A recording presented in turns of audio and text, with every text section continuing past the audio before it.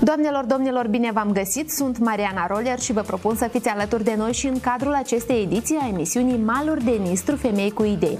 Vorbim despre egalitatea de gen, despre locul femeilor în societatea democratică și participarea acestora la procesul decizional. Totodată vom aborda astăzi rolul femeilor la schimbarea localităților din care fac parte și cum aceștia își asumă responsabilități nu atât de ușoare pentru a schimba ceva în comunitatea lor. Alături de mine sunt doamnele Caterina Mardarovici, directoarea executivă a Clubului Politic al Femeilor 50/50, bine ați venit, și doamna Alistratova Oxana, directoarea executivă organizația Взаимодействие din orașul Tiraspol. Bine ați venit la noi! Bine v-am găsit! Mult stimate doamne, vorbim, cum am zis, despre egalitate de gen și desigur că inițial aș vrea să vă întreb ce reprezintă egalitatea de gen și cât de aplicată este în practică, să zicem așa, această egalitate de gen. La nivel legislativ, de legislație cunoaștem că da, femeile sunt egale cu bărbații și ar trebui să fie egale. Ce se întâmplă în practică, doamna Mardarovici? Bine ați menționat că Republica Moldova se poate lăuda și înscrie în rândul țărilor care nu mai are legislație, care conține prevederi discriminatorii în raport cu femeile. E adevărat, cu bărbații mai avem procesul de pensionare, dar și aici suntem într-un proces de a aduce egalitate de gen și sunt încă multe discuții. Celelalte lucruri la nivel legislativ le-am rezolvat. Ei, dar așa cum noi știu și telespectatorii că de la lege până la aplicarea legislației este o cale lungă. Și aici depinde de cei care trebuie să o aplice, dar și de noi, cele vizate, femeile, să-și cunoască aceste drepturi, să știe exact de ce drepturi și că nu trebuie să fie și nu e bine să se lase discriminate pe criterii de gen. Ce ar însemna că de multe ori oamenii se întreb ce înseamnă criterii de gen? Criterii de gen ar însemna eu nu angajez un bărbat numai pentru că e un bărbat, iar o femeie nu o angajez pentru că e femeie. Eu am câteva propuneri, am câteva cereri de angajare și angajez pe cea mai bună. În cazul în care a fost un CV mai bun a unui bărbat sau a unei femei, acela va fi angajat. Ori de multe ori se întâmplă lucruri tocmai pe acest segment avem încă probleme. Unde am perseverat și am obținut succese relative și prevederi în legislație este reprezentarea în funcție de decizie. Este un succes care ne-a plasat ca exemplu la nivel chiar țărilor europene și țărilor foste sovietice, să le zicem așa.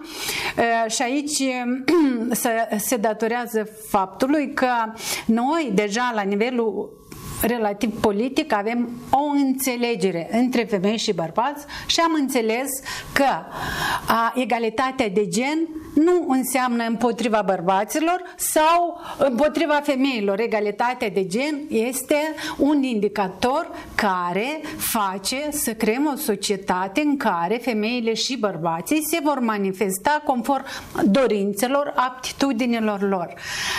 De ce aplicarea depinde acum de cei care trebuie să o aplice legile așa cum sunt ele astăzi și noi femeile care ne vom cere mereu și vom ști că așa e corect, așa nu e corect și vom persevera și vom lupta. Ori viața este o luptă și noi trebuie să înțelegem că în fond trebuie să luptăm. Într-adevăr, până la urmă depinde de noi, dacă ne cerești ți se va da, mai este așa o expresie, da, cerești ți se va da.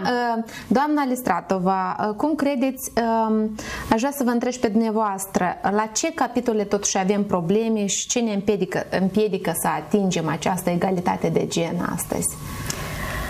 Vorbim despre ambele maluri ale Nistru, vorbim și despre regiunea transnistreană, fiindcă veniți de acolo. Я считаю, что добиться гендерного равенства мы сможем не сразу. к этой мысли нужно привыкнуть, и с этой мыслью нужно жить. И воспринимать это как необходимость для благосостояния всех людей. Если мы рассматриваем это только для того, чтобы выровнять мужчин и женщин, как сказала Катенко Мирзарович, то это глупая затея. Наше движение должно быть следующим. Всем девочкам и мальчикам давать одинаковое образование. Чтобы не было такого, что мальчиков учат строгать, а девочек учат готовить. И в таком случае тогда, можно сказать, мальчик с инвалидностью по хозяйству, домашнему ведению хозяйства, а девочка с инвалидностью по обслуживанию своего хозяйства. Это вообще неправильный подход. На мой взгляд, и девочки, и мальчики не должны разбираться и в технических вопросах, и в таком ведении хозяйства, или как воспитание детей, например. Нужно давать равное образование. Потом... În regiunea transnistreană se dezvoltă, se discută la acest capitol, într-adevăr în școli este aplicat acest proces, adică fetele aleg să meargă să facă lemnăritul, dar la munca tehnologică sau să facă, să gătească. Вы же спросили меня, в каких сферах есть у нас проблемы, что мешает. Я вот вам рассказываю, что нам мешает. Этого нет ни у нас, ни в Приднестровье, ни в других частях Республики Молдова. То есть я думаю, что мы сейчас должны говорить о том, что нам мешает. Нам мешает в том числе и образование в университете. Насколько одинаково девочки выбирают политические направления и насколько одинаково мужчины выбирают социальную работу. Социальная работа — это очень сложная работа. И это не менее сложно, чем быть юристом или экономистом. Кроме этого, если мы пойдем дальше, мы должны не забывать о том, что жизнь настолько не устроена для мужчин и женщин, нет одинаковых зарплат. Естественно, когда в семье стоит выбор, кто останется работать, остается работать мужчина, потому что у него зарплата выше. Но если бы у них были равные шансы в доступе к экономическим ресурсам, я думаю, что мужчины бы тоже не отказались присматривать за детьми, тем более, что... Deja se practică acest lucru? Да, это встречается, но кроме этого это должно еще как-то поддерживаться государством, приветствоваться. На телевидении должны вестись какие-то передачи, как мужчины и женщины друг с другом обмениваются практиками, как это удобно, играть с детьми, как весело, как хорошо гулять с коляской, когда дороги ровные. И женщина принимает решение зачастую о том, что нужно сделать дорогу к детскому садику, а не благоустроить территорию возле магазина, которым владеет директор мужчина, понимаете? То есть все немножечко нужно поставить на общее обсуждение, на равный доступ к принятию решений на политическом уровне. Ну, скажу, у нас в Приднестровье буквально недавно были выборы в местный парламент, Приднестровский парламент, Верховный Совет. Одна женщина из 33 депутатов. Ну, вы же понимаете, что ей действительно сложно будет наши женские равенства, да, и добавить женского равенства. Nici noi nu suntem departe, am avut două candidate din ceilalți bărbați. Да. Ого. У нас две женщины. В парламенте? Не в парламенте, я имею в виду, сейчас у нас были выборы, президентские выборы, у нас две женщины были. Ой, у нас в Приднестровье еще не было выборов президента, чтобы была женщина-кандидат. И не знаю, когда это будет, не знаю. Dacă vorbim despre să ne referim la anumite domenii, unde femeile sunt mai active? Vedem astăzi emanciparea aceasta a femeilor se dorește, mai ales în domeniul afacerilor, apropo. Eu aș vrea să fac aici o explicație în ceea ce privește emanciparea și sunt de acord cu ce a spus colega mea din platou, că totul trebuie să înceapă în școală. Noi trăim în secolul 21.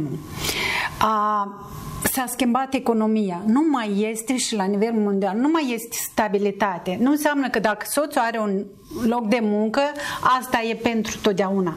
Iar pentru securitatea unei familii este important ca ambii, și el și ea, și tata și mama, sau soțul și soția, să fie pregătiți pentru asigurarea acestei securități financiare a familiei. S-ar putea să se închidă întreprinderea soțului. Atunci el trece acasă, face ce are treburile de casă și soția perseverează la locul ei de muncă. Deci asigurarea egalității de gen și pe piața muncii și ca schimbare de mentalitate este necesară pentru noi, pentru toți. Și în primul rând este necesară pentru siguranța financiară, zic eu, a familiilor. Pentru că în momentul în care se pune totul într-un coș și dumneavoastră vedeți să închid întreprinderi care au avut istorie de sute de ani și să închid azi. Și atunci ce fac aceste familii? Pentru că în momentul în care soția sau soțul stă 10 ani acasă și după 10 ani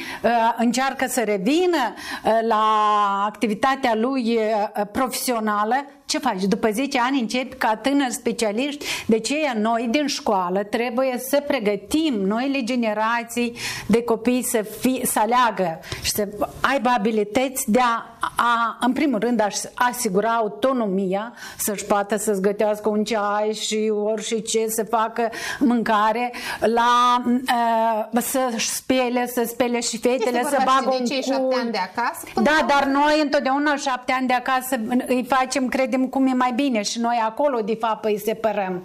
Hai, tu ești fetiță, nu lovi mingea, tu ești băițel, cum așa te-ai băgat în căni, să le speli și aici noi de fapt facem prima greșeală, se face în familie. Dar astăzi oricum femeile sunt mult mai active pentru că acest lucru au înțeles și bărbații. Și voi da un exemplu. Atunci când eu am pornit în anii 90 să șofez, era un dezastru. Eram claxonată mereu. Credeam că e un dezastru și ce se va întâmpla. Ca să văd cum s-au schimbat lucrurile, ca să vedeți că în acest domeniu și astăzi când văd o mulțime de femei în trafic care conduc automobilele și de ce credeți că le conduc? Pentru că și bărbații au înțeles.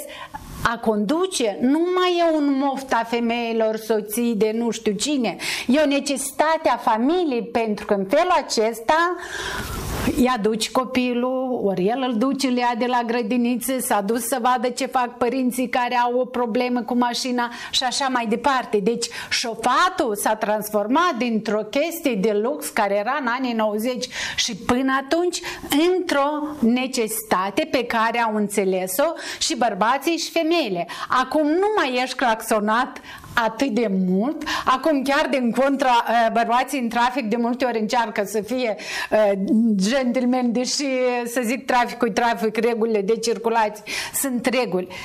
De aici eu vreau să spun că femeile sunt mult mai active, dar pentru că nevoile acestea și necesitatea asigurării egalității de gen, crearea oportunităților, au înțeles-o și foarte, foarte mulți bărbați.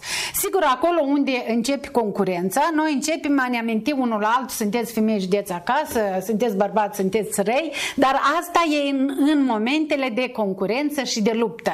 În rest, majoritatea își dau seama. Vorbim chiar pornind de la fizic, nu chiar putem să vorbim că este o egalitate, chiar în același fizic al femeilor și bărbaților, nu știu, puterea fizic până la urmă, dacă nu-și poate permite o femeie, nu știu, să ridice o greutate care și-o poate permite bărbatul. Deci, de multe ori sunt discuții destul de contradictorii la acest capitol între femei și bărbați, da? Că uite, hai și tu ridică acea greutate cum o ridic și eu. Și le răspundem foarte clar. Așa cum nu toți bărbații pot ridica de pe planeta asta un sac de 50 de kilograme și atunci îl complexează și consideră, spun că nu ești bărbat, tot așa cum nu toate femeile, să zicem, nasc copii din varia motive, deci femei și bărbați este total altceva. Nu vorbim despre fizicul nostru. Suntem diferiți, nici toți bărbații nu sunt la fel, nici toate femeile nu sunt la fel. Noi vrem șanse egale, oportunități egale și drepturi egale. Atâta se oferă șansa. Cum ar putea tinerile femei să meargă la serviciu după ani de zile, să-și continue cariera profesională dacă nu are creșă, dacă nu are grădiniță, că tradiția mai rămâne, că oricum astăzi cele care stau acasă cu copiii până la 3 ani sunt femeile și asta se va schimba foarte greu. Și adică atunci vorbim statul... de implicarea în societatea femeilor, da? În activități, în societate, în domenii de activitate până la urmă. Da? Vorbim de implicarea femeilor în domenii acolo unde își dorește, unde își face și să fie decizia ei dacă a hotărât să stea acasă, să fie o decizie informată.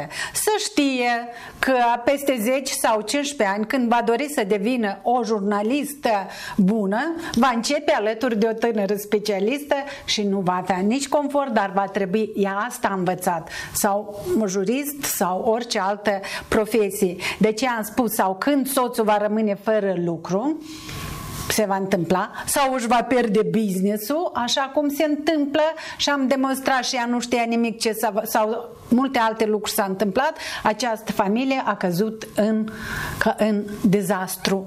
Ori ambii își doresc ca lucrurile să meargă bine. Despre acest lucru vorbim.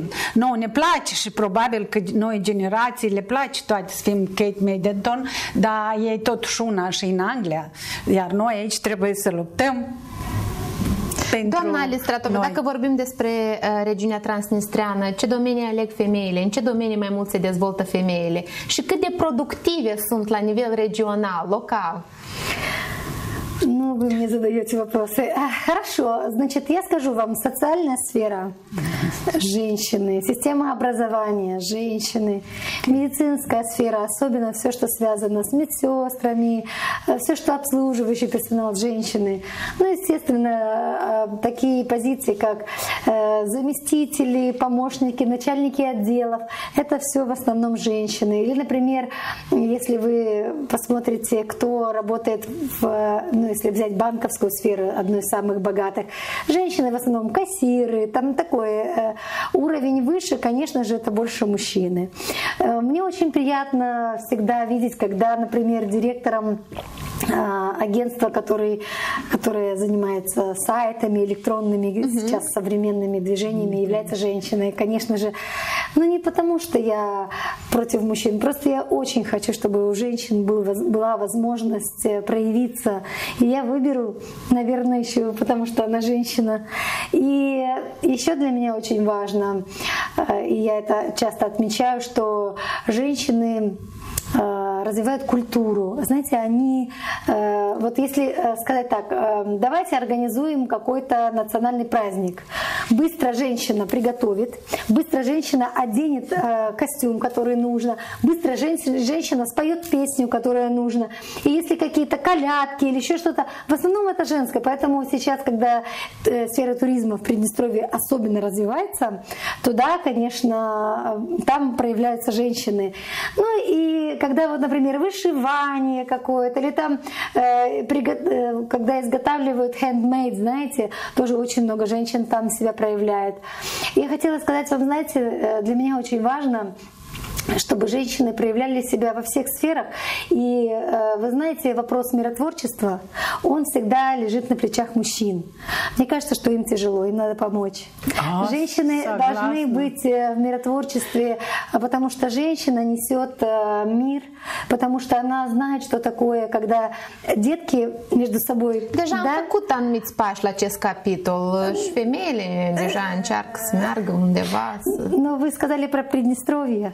Я говорю про Приднестровье тоже, потому что когда был период, когда нужно было выйти женщинам, женщины были впереди и сделали то, что они сделали, и Приднестровье сейчас есть. Поэтому я думаю, что их нужно и дальше приглашать к тому, чтобы обсуждать эти вопросы. Тем более, что данный принцип участия женщин и гендерного равенства в миротворчестве — это и принципы ОБСЕ, и принципы ООН, и вообще принципы жизни и нормы равенства. Я думаю, что нужно помочь мужчинам в этом. Dacă vorbim de tot zis despre cultură, cred că e moment oportun să vă arătăm un reportaj, un material video realizat de colegii noștri de la nordul Moldovii. Este vorba despre o doamnă care, pe cont propriu, cu forțele proprii, a deschis o școală de artă și iată, au posibilitatea copiii din acea localitate să facă muzică.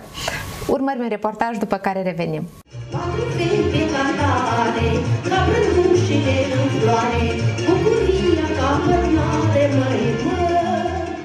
În anul 1994 eu am venit în satul de Bașnin a soțului meu, în Vișoara. Și neavând serviciu permanent, am fost invitat să lucrez la școala de arte din Cuhnești.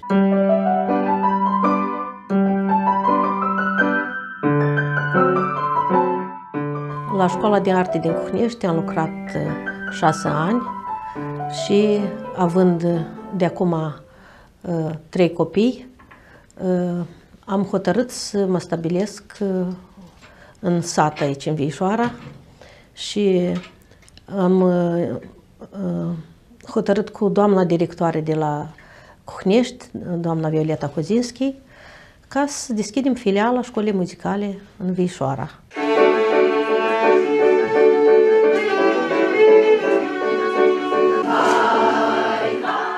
Nu a fost atât de ușor, însă prin diferite instanțe, prin diferite pe la minister, pe unde a trebuit, am scris cerere și a fost acceptat și în 96 am deschis școala de arte din Vișoara.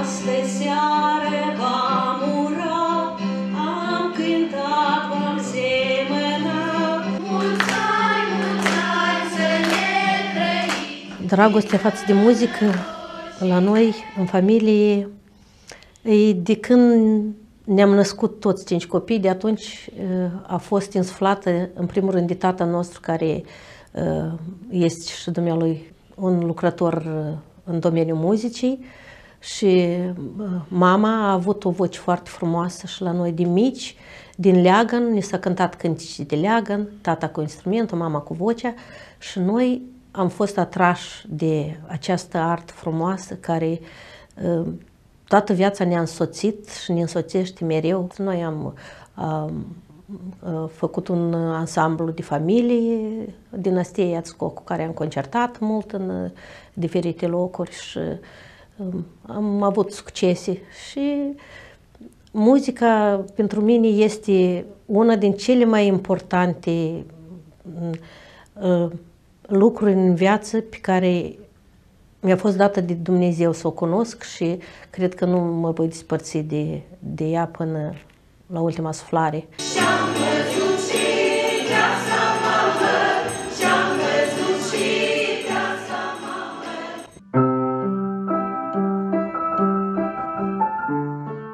Învățam la grădiniță, doamna Valentina ne era profesoară de muzică, ne dădea foarte multe cântece și aveam o bună plăcere când le ascultam și chiar să le învăț.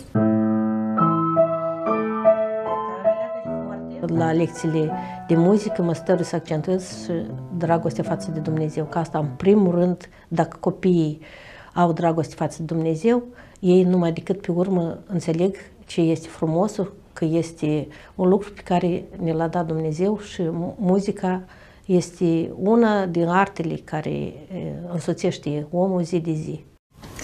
Foarte frumos, vedem femeile, cum ne-a zis și dumneavoastră, și asumă rolul de conducător mai mult, domeniul social, iată, cultură, educație. Iată, avem acest exemplu, dacă vă puteți spune, doamna Mărdarovici. Eu nu consider că femeile își asumă rolurile de conducător sau să deschidă proprii afaceri doar în domeniul culturii și educației. Noi astăzi avem, practic, femei în toate domeniile. În agricultură am întâlnit niște femei de tot dragul, ce fac, cum fac, e mare efort, e greu, dar așa spunea lumea și de doamna președinte Sandu, va fi greu. Dar unde e ușor dacă vrei să ai rezultate bune? Peste tot. Iar cele care încearcă trec prin greutăți, bineînțeles, ne-am dorit să fie mai puține, dar reușim dacă ne-am propus. Și iată, această doamnă apreciez foarte mult, fiecare cu vocația lui.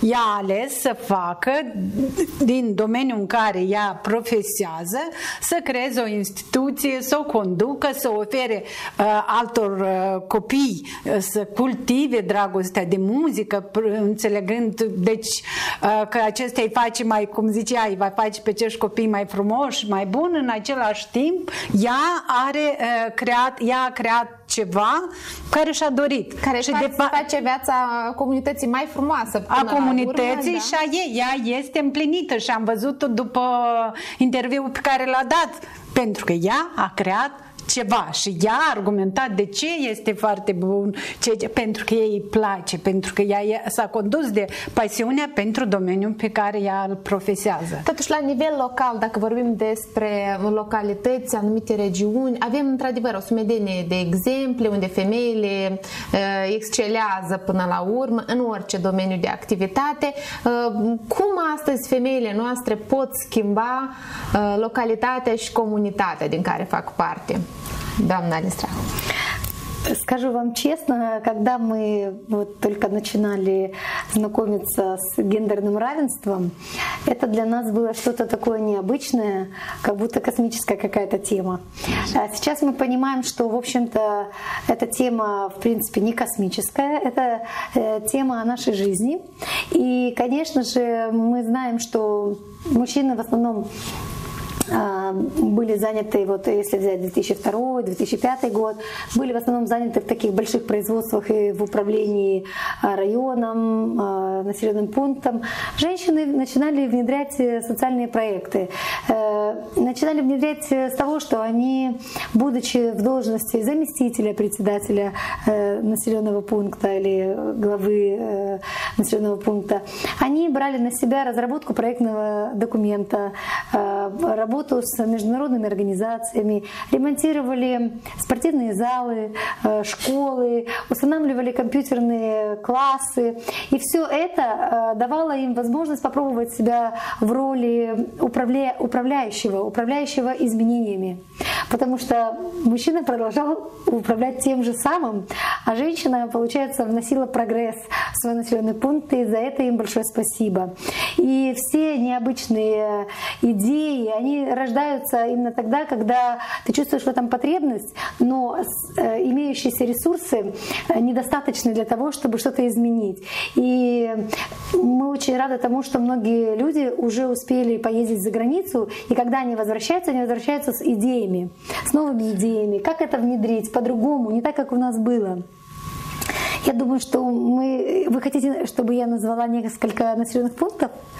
Если у вас есть какие-то примеры, dacă aveți anumite exemple de doamne care într-adevăr au succes extraordinar în regiunea dumneavoastră. Ну, конечно же, село Бутар. Мне очень нравится. Там даже женский клуб создали. Одно время он активно работал.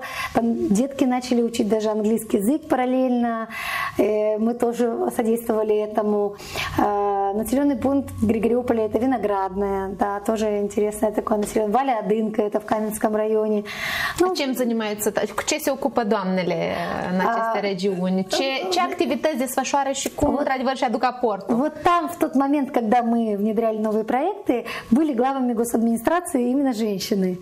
И это было приятно, что они сразу с радостью, потому что они воспринимают детей своего населенного пункта как своих детей. И поэтому ради детей своего населенного пункта они готовы к изменениям. И солидарность в отношении женщин, таких же, как они. Конечно же, это очень приятно. И, например, Красная Горка в Григориопольском районе, да, там тоже ремонт Дома культуры, директором Дома культуры была женщина. Ну, в общем, я вижу, что через женщин прогресс приходит в населенные пункты. И я хочу еще сказать, что я не потому, что не вижу, чем занимаются мужчины, и на самом деле мужчины тоже очень стараются улучшить благосостояние наших людей, живущих в Приднестровье, но я уверена, что идеи, они должны рождаться совместным решением мужчин и женщин. Когда принимается решение, где положить новый асфальт, нужно спрашивать женщин. Это однозначно возле детских садиков и школ. Это однозначно поликлиники. Это однозначно пандусы для людей с инвалидностью и для людей, которые в пожилом возрасте. Тем более мужчины же тоже становятся пожилыми. Это же не исключено. Как ни странно. И вы знаете, почему нужно думать, зачастую мужчина представляет себя воином, защитником, но мы в мирное время живем. Давайте подумаем о том, как в мирном времени мирно все красиво распределить. Ведь все нужно строить не через борьбу против чего-то, а во имя роста, во имя чего-то прекрасного. Потому что борьба, война — это всегда разрушение, и мы в Приднестровье это постоянно чувствуем на себе. Мы знаем, что мы живем в зыбком мире. Я не знаю, как чувствуют в разных регионах Республики Молдова себя люди. Наверное, они чувствуют себя там более спокойно. Но мы знаем, что наше положение, оно зыбкое. И нам действительно очень хочется построения ровного, mирного будущего для нас. Dar iată, dacă vorbim despre inițierea anumitor proiecte pentru femei și nu doar, dar în localități, poate sunt doamne care au anumite idei și doresc cumva să apeleze la anumite proiecte, programe, da? Cu ce sfat ați veni? Unde ar putea apela? Adică o întrebare pentru femeile și din partea regiunea Transnistreană și pentru cele de pe teritoriul Republicii Moldova în general. Sunt foarte multe proiecte, așa numite proiecte pentru dezvoltarea societății civile. De fapt, obiectivul acestor proiecte este să găsim, să le identificăm pe femeile care pot. Pentru că educația, femeia trebuie să aștepte, să observe cineva că este bună, să-i aprobe ideile care le are, mai rămâne. Noi transmitem oricum din generație încă în generație. De aceea noi trebuie să le descoperim prin aceste proiecte pe aceste femei, să participe la tot felul de formări, seminare și uite acolo ele se vor regăsi, iar cei care au această sarcină și experții le vor consolida această susținere, această dorința lor, dar care ele n-au exteriorizat-o și vom vedea câtă lume poate face foarte multe lucruri. În general trebuie să spun... de lipsă de informare uneori. Știți, mai ales femeile din regiunile rurale, permanent, adică nu sunt de acord cu dumneavoastră și nu sunt prea tare de acord pentru că generația mea și știm și de internet și de tot, bine, eu sunt IT-șnic de formare, chiar dacă în perioada sovietică, dar oricum, totuși noi la ora actuală avem un șir de surse de informare. Un șir. Oricine își dorește, dacă îți dorești să participi, dacă tu ești o introvertită și stai acasă, bineînțeles că informația aia de la televizor, de la diferite surse de informare, nu va sări și te va lua de mână și a zice vrei mâine să participi la un seminar unde o să discutați despre asta, despre... Iar și ajungem la dorința de a face ceva. Dorința, dar noi trebuie să, am zis, noi trebuie să găsim niște instrumente cum să le facem pe femei acolo unde sunt, pentru că de multe ori noi când spunem vai și de greu am găsit o întreprindere, dar a fost așa de greu, dar așa a fost de greu și ele ascultă alu Mardarov, ce a fost greu, dar pe mine va fi mai greu. Ceea ce trebuie să spunem că oricui este greu. Despre ce am spus, atunci când începi ceva nou, mai reușești, nu reușești, mai faci un pas și mergi înainte. Ceea ce se întâmplă frumos și a spus Oxana, că totuși noi astăzi putem vorbi despre o solidaritate între femei mai consolidată. Noi suntem mult mai solidare, noi putem să ajutăm. În același timp, sigur, când candidăm, suntem și concurente, dar asta e viața, nu? Dar atunci când vedem că cineva are nevoie de ceva. Eu mă uit la solidaritatea între femeile primare. Sunt extraordinare, dar sunt și instrumente și formule prin care această solidaritate se consolidează, așa cum se consolidează, spre exemplu, organizațiile neguvernamentale pentru egalitatea de gen. Noi am creat platforma pentru egalitatea de gen, în care fac parte organizațiile care avem voci și trebuie să recunoaștem că noi avem voci în domeniul din anii 2000, de la început. Ne-am unit tot cu organizații mai tinere, voci mai noi, că e nevoie să avem acest lucru. Și de ce noi am văzut că atunci când cineva pe violența domestică, pe hărțuirea sexuală, pe femeile în poliție, pe femeile în militare, pentru că grație, apropo, acestei convenții la care Republica Moldova este parte și a semnat pacea și securitatea, noi am reușit, s-a reușit și datorită acestei convenții să începem să schimbăm lucrurile radical și în aceste domenii. Nu toate femeile vor să fie militare, dar cele care au vocație pentru acest domeniu, noi trebuie să creăm condiții ca ele să se manifeste, să-și dezvolte abilitățile lor în domeniul în care le place. De ce eu zic, suntem mult mai solidare și aceste forme în care noi ne-am unit ne permite să facem schimb cu ce se confruntă, unde am putea noi să mergem împreună, facem o scrisoare din partea unei organizații sau din partea platformei. Pentru că noi am discutat. De cu ce intrăm, eu cred, în 2021, noi femeile din Republica Moldova, că avem președinte femeie. Cum zic eu, cireașa de pe tort pentru clubul politic al femeilor, pentru că vorbeam în pauză cu Oxana, am pornit cu mâncându-i cu femeile pot reuși încă în 2003.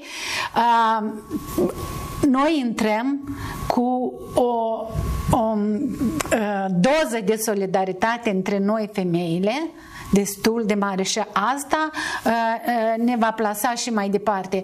Inclusiv vom schimba lucrurile și pe piața muncii, pentru că femeile trebuie să învețe să negocieze salariile. Că noi spunem, vai, diferența de salarii. Am citit foarte multă literatură, cercetări științifice despre unde cercetătorii încearcă să găsească răspuns. De ce este această diferență de salarii? Dar mi-a plăcut un economist și un jurnalist au cam glumit, dar eu cred că nu. Noi negociem diferit. Bărbatul e vânător. El când se duce și spune, domn director, 12.000 salariu. Dar noi, dacă ne gândim, ne-au dat 8.000, mă gândesc, grădinița plătesc, lumina plătesc, asta, pentru asta încă rămâne 5.000, minim aranjează. Bărbat, dacă vede directorul a dat 12, spune 13, 14, el va cere până va vedea că unde nu se poate. Noi deodată, ne-au dat atâta, gata, ne-am oprit. Deci, uite, aici avem la salarii de negociat. Nu să așteptăm să ne vadă directorul că am muncit anul ăsta, ce spui tu, că femeile, proiectele, relațiile, comunicarea e mai bună cu alții, dar salarii așa, pentru că eu nu, vin și cer. Trebuie să învățăm ce avem acum de făcut. Conform ultimelor date, apropo, salariul, este o diferență de 14.000 de lei între salariul femeilor și bărbaților la nivel, adică anual, salariul mediu. Deci este o diferență. Da, dar părerea mea, din ceea ce am studiat eu, ar fi că noi nu rupim mai mult. Noi trebuie să cerem mai mult. Noi trebuie să le învățăm pe femei să-și ceară salarii mai mari, să depășim acest lucru. Da, вот можно я дополню? Da, în partea Transnistria, unde apelează femeile? La ce organizații? Dacă vor să deschidă o afacere sau să... Да, как вам сказать... Мы тоже обращаемся в благотворительные организации, когда мы хотели бы получить финансирование. И многие женщины из Приднестровья, так же как и женщины из районов и регионов Республики Молдова, тоже обращаемся в те же благотворительные фонды или финансирующие организации. Кроме того, у нас в Приднестровье есть банки, которые также дают кредиты. Там нет разницы, мужчина или женщина. Но я бы хотела вернуться к вашему вопросу касательно сельских женщин. Поскольку в селе, не так как в городе, работает общественный транспорт, то есть нет маршруток по селу, допустим, которые обслуживают такие улочки, которые не асфальтированные, и туда очень сложно добраться, поскольку пользование телефонами мобильными, все это в сельской местности очень сложно, а также связано доступ к интернету и всему тому. И плюс к тому, что сельская женщина не может так быстро и легко выучить, как работать в интернете, потому что, чтобы сходить на курсы куда-то в госадминистрацию или в примарию, как вот ей нужно на это больше времени, чем женщине, которая находится в городе. Ну, кроме того, услуги. Вы знаете, я хотела бы также обратить внимание на ту ситуацию, которая сложилась из-за ковида. Когда дети перешли на дистанционное обучение, то кто должен находиться дома с ними и кто должен делать с ними уроки? А дистанционное обучение крайне усложнило усвоение материала детьми, крайне усложнило, потому что сами учителя были не готовы к тому, чтобы работать в онлайне. И кроме того, не каждый ребенок может работать в онлайне.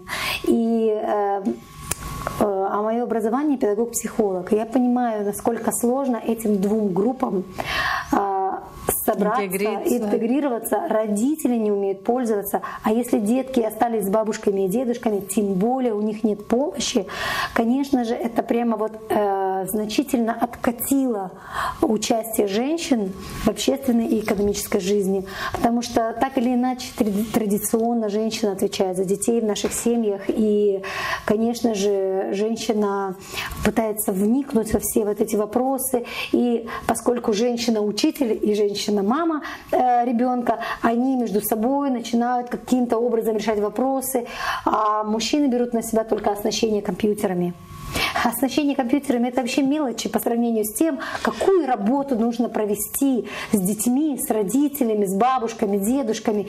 И вообще, как организовать пространство учебное ребенка дома, когда 2-3 ребенка находятся в учебном процессе, им нужно 3 комнаты, 3 компьютера, чтобы эти Wi-Fi не мешали друг другу, а работали на 3 компьютера, на Zoom, на просмотре видео, YouTube. Это все вместе. Это не решается просто установка компьютера.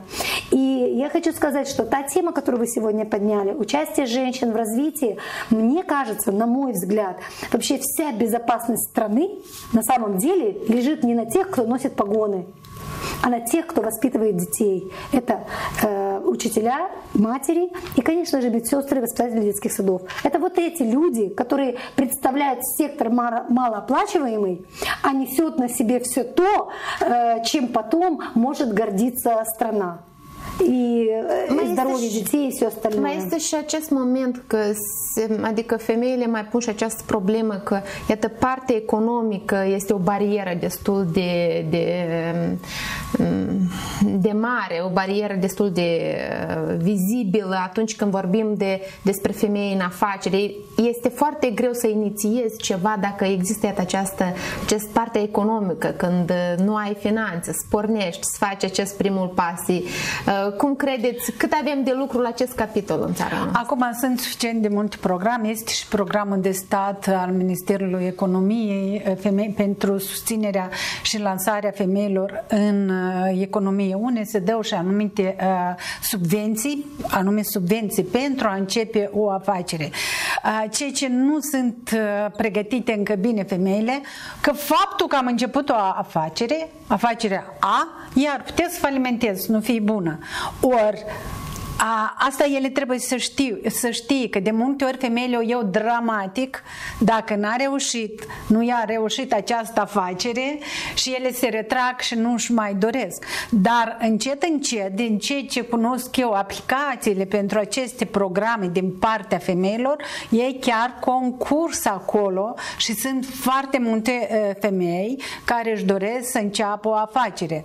Multe au învățat deja că o afacere trebuie să începi 3-9, s-ar putea ca una să fie foarte bună și de succes. Poți să ai o afacere mică care să-ți asigure un salariu decent, pentru că tu asta ai făcut. Nu vrei să transformi această afacere a ta în mega business, nu știu cum. Sunt suficiente, să zicem, proiecte, programe pentru susține. One Woman are proiecte pentru femeile în afaceri. Am zis, Ministerul Economiei iarăși are program pentru femeile în afaceri și femeile se implică. Eu cred că ceea ce trebuie să învățăm noi toți, și femeile și bărbații în Republica Moldova, că nu vom fi toți lideri. Lideri nu vom fi. Directori de întreprinderi sau nu vom fi. Dar dacă vom învăța să fim buni angajați, de succes, un angajat de care instituția, organizația nu se poate trece și este gata să plătească foarte bine și să aducă o bunăstare, că de ce muncim? Muncim să avem o bunăstare a familiei. De ce facem afaceri? Să avem bunăstarea familiei. Pentru asta facem toate lucrurile. Eu zic că ce avem azi, femeile sunt pregătite și pentru afaceri și pentru activități economice. Statul are sarcina de a crea oportunități. Am spus, soțul online lucrează, soția online, 3 copii online fac lecții. Cine, cum, ce facem? Ce face această familie? S-a gândit cineva? Cine va fi cea care va trebui să lasă lucru? Bineînțeles că de obicei, pentru că nu în toate cazurile, deja familiile au început să trăiască în secolul 21 și să zică, tu ai 10.000 salariu și eu am 3.000 polițist. Și fac. Și eu cu copiii cu 3.000, dar tu cu 10.000 ești lucrează. Pentru că ei deja aici se gândesc și la gender, dar se gândesc la interesul familiei. Le reușește, nu le reușește. Doar că noi, femeile, suntem un pic monopoliste și noi în familie. Și dacă copilul nu-l mai vedem noi, nu-l controlăm, nu noi vedem ce face, noi nu asta putem... E, dacă l-a controlat tata, oricum te gândești, nu trebuie să mă mai uit și eu. Dar toate aceste lucruri vor trece. De asta zic, statul trebuie să creeze oportunități. Și așa cum s-a întâmplat în multe țări, acolo unde unul din părinți, să vorbim totuși așa, a fost nevoit și a trebuit ca să lasă munca, din considerent copiii stau acasă și lui s-a plătit 80, 60, 100% din salariu, pentru că a nu merge la lucru n-a fost din cauza lui, a fost din cauza pandemiei. Ori la noi acest lucru nu s-a întâmplat și noi am pus într-o situație foarte complicată, cu sarcini triple sau nu știu cum pot să le punem, dar o să ieșim și din această criză. Eu cred că aici și femeile și bărbații au învățat o lecție cât de mult avem nevoie unii de alții în condiții de acestea nestandarde. Pandemii, orice se poate întâmpla în viață, când unul din noi se confruntă cu o problemă de sănătate sau multe. Și eu cred că statul acasă i-a făcut pe mulți bărbați, pentru că în Republica Moldova mai mult femeile sunt cele care se ocupă de copii, să înțeleagă ce înseamnă stau acasă. Lucrezi? Nu. Stau acasă. Stai acasă? Statul acasă pentru o mamă cu 3 copii, pentru o femeie, nu înseamnă stat acasă. Și eu cred că aceasta a fost o oportunitate și pentru bărbați să vadă ce înseamnă acest lucru, ce înseamnă să stai acasă.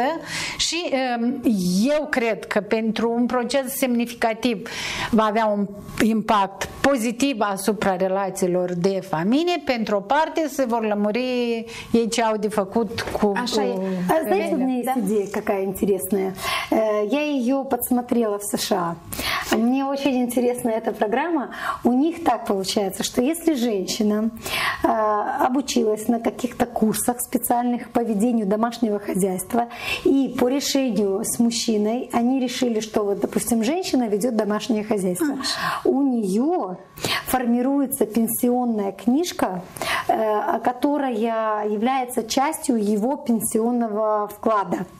Таким образом, она занимается... Кстати, есть университетское образование в этом направлении. То есть они изучают домашнюю экономику, они изучают ведение хозяйства, в том числе сельского хозяйства, в зависимости от того, в какой сфере, в каком месте расположено их жилье и чем занимается семья, если у них там поля, леса, не знаю, или они просто в доме.